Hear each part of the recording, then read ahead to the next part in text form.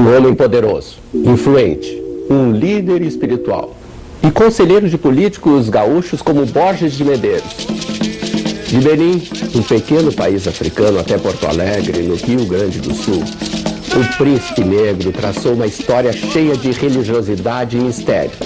Uma história extraordinária.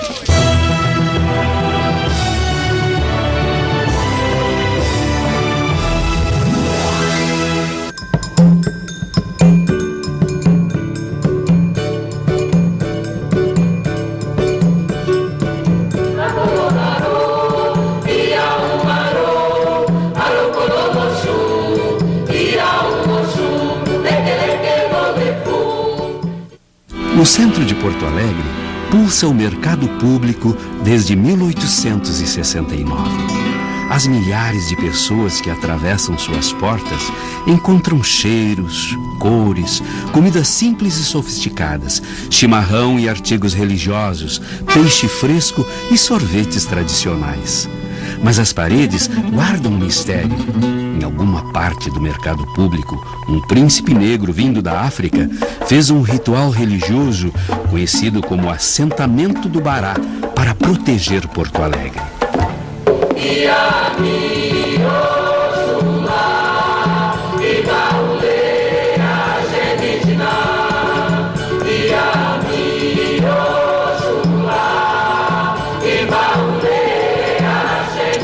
A invasão inglesa em 1897 força um grande número de nobres africanos a saírem de Benim e procurarem refúgio em outras regiões da África. São João Batista de Ajudá, um porto não muito distante do reino de Benim, foi o local escolhido pelo príncipe negro para permanecer durante aqueles tempos conturbados. Lá ele morou durante 2 meses. Custódio Joaquim Almeida, nome adotado no porto de Ajudá. Na cidade natal dele, Benim, o nome dele é Uzonlele Okezierupe, foi um fervoroso opositor britânico. Existem muitas histórias em relação à saída do príncipe de Benim. Uma das histórias mais pesquisadas com documentação é que ele sai de Benim, por quê? Com a invasão britânica, ele ficou preocupadíssimo com a escravidão do seu povo, que os ingleses iriam escravizar o seu povo. Então ele sai expulso, porque o seu governo foi, o seu reinado foi extremamente violento, né, contra os ingleses. Em 2 de setembro de 1898, o príncipe negro finalmente pisa em solo brasileiro na Bahia. Bahia ele permanece por um tempo e vai para o Rio de Janeiro, onde fica cerca de 2 meses aproximadamente.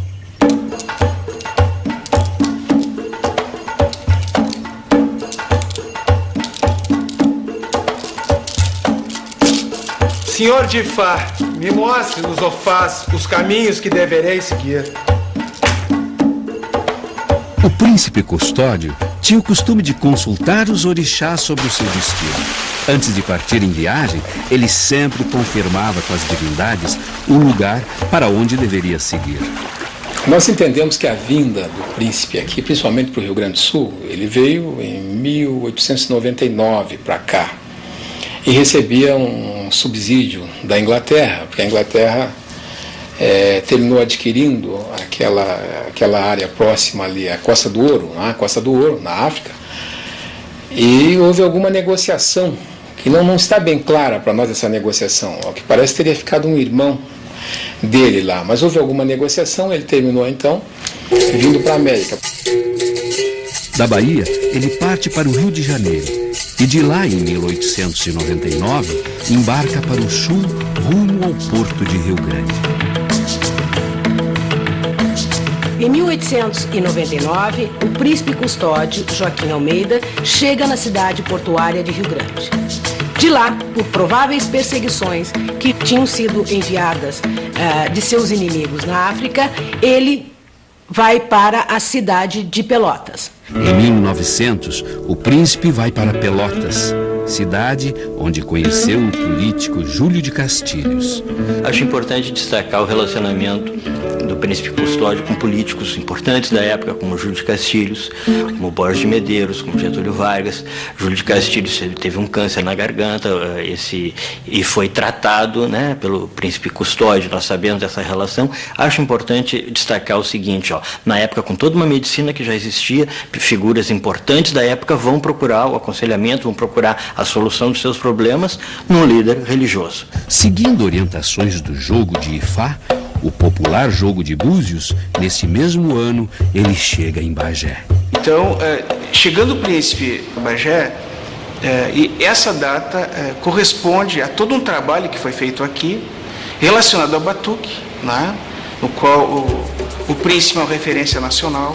E esses tambores, né, fortalecem a ideia de que existia aqui um ambiente muito propício, né, para que o príncipe fortalecesse ainda mais toda essa questão da religião africana, né? Por isso que ele deu o nome, né, ao Passo do Príncipe.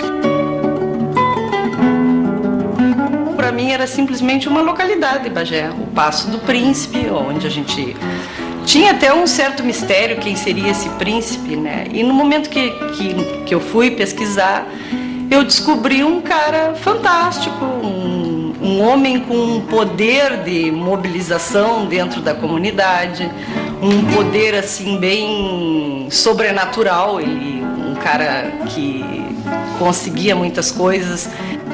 E foi uma aventura fascinante descobrir que até então parecia que estava somente no imaginário da população bagense, e não, ele foi um homem importante que teve um grande poder dentro da comunidade, como no estado do Rio Grande do Sul. A fama de curandeiro de Custódio já percorria todo o país e foi em busca da cura para uma doença que Júlio de Castilhos convidou o príncipe para vir morar em Porto Alegre. Outro ponto que dá para destacar é o seguinte: apesar da doutrina positivista ser uma doutrina cuja orientação é nitidamente científica, os grandes líderes positivistas tinham todo um relacionamento religioso com o príncipe Custódio. Isso não invalida a questão da religião. Houve sim, da parte do príncipe, pela figura dele, pela importância dele, naquele momento em que ele estava vivo, que ele morava aqui em Porto Alegre, não aconteceram grandes perseguições. As perseguições começam bem depois. Depois da morte dele é que a perseguição se torna bem mais marcante aqui em Porto Alegre, perseguição contra as casas de religião.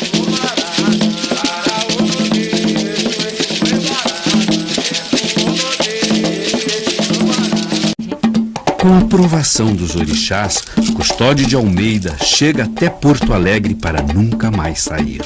Em Porto Alegre, o príncipe residia com sua corte na rua Lopo Gonçalves 498, onde recebia várias personalidades, tanto do Rio de Janeiro, da África que o procuravam, como nos políticos locais. Preocupada com as lutas entre chimangos e maragatos, Dona Carlinda, esposa do político Borges de Medeiros, foi procurar o príncipe negro em busca de proteção para o marido.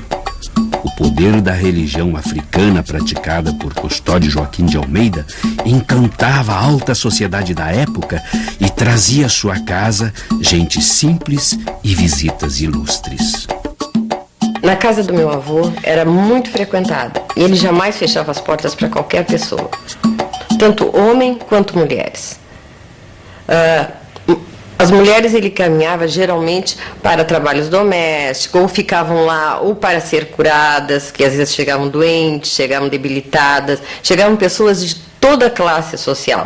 Sempre bem vestido, desfilava pela cidade uma carruagem puxada por uma parelha de cavalos brancos e pretos.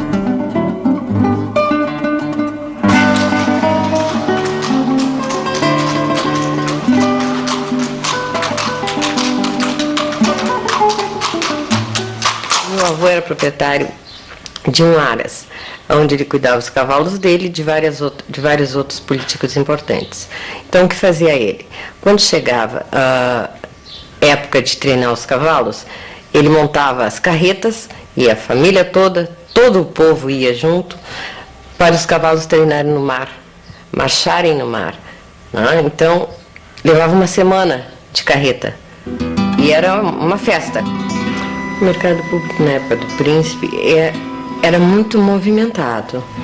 Inclusive, para resguardo, foi sentado um bará. E este bará, como todo mundo pensa, ele não está no centro. O assentamento do bará é o santo principal da religião, tá? Que se senta quando vai se fazer um trabalho, um serviço para as pessoas, para destrancar os caminhos, para desamarrar, para as coisas se tornarem mais favoráveis às pessoas que têm sacrifício da vida. Bará é um orixá. Orixá é um deus da cultura africana trazido ao Brasil pelos escravos. Porteiro dos orixás, o bará é considerado o mais humano de todos eles. É o senhor dos caminhos e das encruzilhadas. Uma entidade que transita entre a bondade e a maldade. Ele é o guardião das casas, das cidades e das pessoas. É erótico, alegre e sensual. Não tem nenhuma ligação com o demônio, como popularmente se costuma achar, mas pode ficar furioso se não receber uma oferenda prometida. O bará gosta de farofa e óleo de dendê. Sua cor é o vermelho e o seu dia da semana é a segunda-feira. Também chamado de menino, ele é saudado com a expressão africana alupo. Bará é o santo que trabalha por bem. Não é que nem o povo diz que é Exu. Não. Se souber trabalhar com ele, ele trabalha só por bem. Certo? O pai Bará, que é o dono dos cruzeiros, que sem ele a gente não faz nada.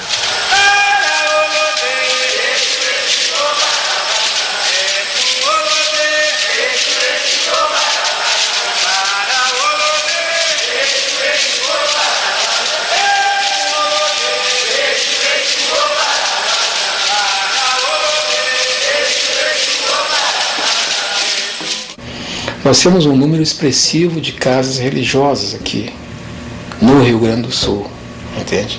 Mais de 70 mil. E é quase como um quilombo, desenvolvendo uma função social também. Mais de um século após a chegada do Príncipe Negro em Porto Alegre, aqueles que praticam a religião africana, após um ritual religioso, seguem em direção ao mercado público para cumprimentar, agradecer e, principalmente, homenagear o bará que lá foi assentado por Custódio Joaquim de Almeida.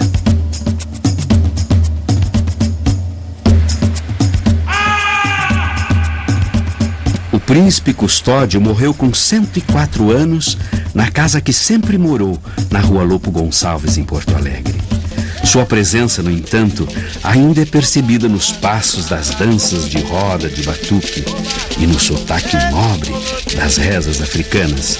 De Benim, pequeno país africano, até Porto Alegre, no Rio Grande do Sul, o Príncipe Negro traçou uma história cheia de religiosidade e mistério, uma história extraordinária.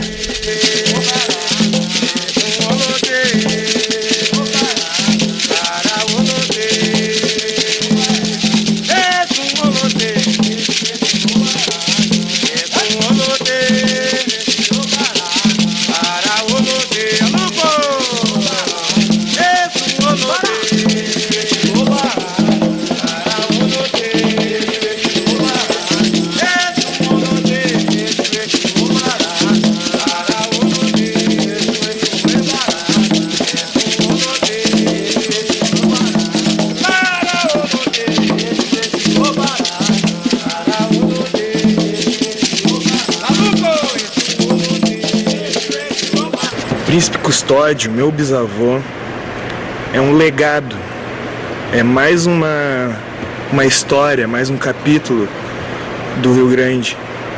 Para mim, é vivenciar. Tia, eu me lembro que, desde ter idade, a mãe era chamada no colégio para saber que história é essa de a senhora é uma princesa e seu filho diz que é príncipe. Acho que ele está ficando louco, olha. Resuma, a senhora precisa arranjar um psicólogo para ele. Isso foi, eu cresci escutando isso, eu vivenciei escutando isso, mas não deixei que as coisas se abatessem, porque isso faz parte da minha cidadania, tia.